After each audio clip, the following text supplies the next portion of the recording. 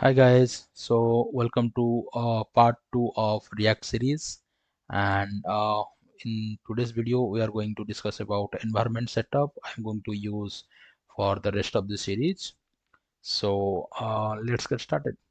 So here I'm going to discuss about what are the softwares I'm going to use and what editor I'm going to use and what the extension associated with it and the packages we are going to need for this series. Okay, that being said, let's go to okay. We need the Node.js.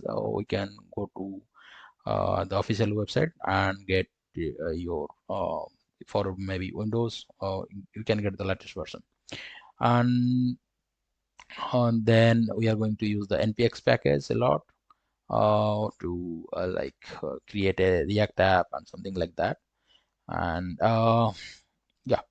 And obviously we'll need a Chrome browser because the DevTools are good. So I like all these good DevTools of Chrome, and obviously we are going to use Redux in here. I'm going to show you that in the series.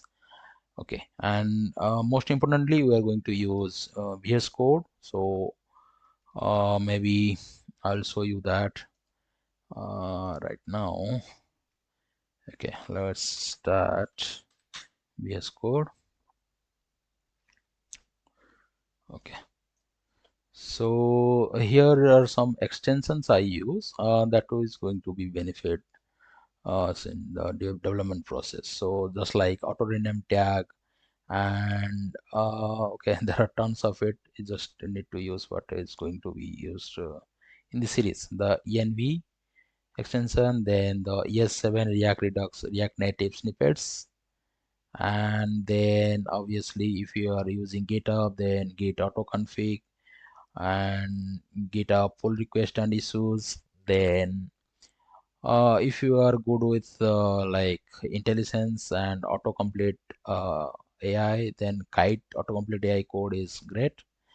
And then if you like the material folder structure for your entire folder structure of the project, then go with material icon theme. Then the theme I'm using is Night Owl, so you can use that. And then obviously path Intellisense, this extension is good. Obviously it will help you to locate the path in your project. Then the most important is Prettier. It's just a code formatter so that your you will always have a readable code. And not Lint is not required as of now. Yeah, unbracket pair color is already decrypted and it is already involved in the VS Code. So yeah, you don't need that. Okay, and obviously you can use Lint also. I forgot to mention that. So yeah, that will like help us with the linting errors.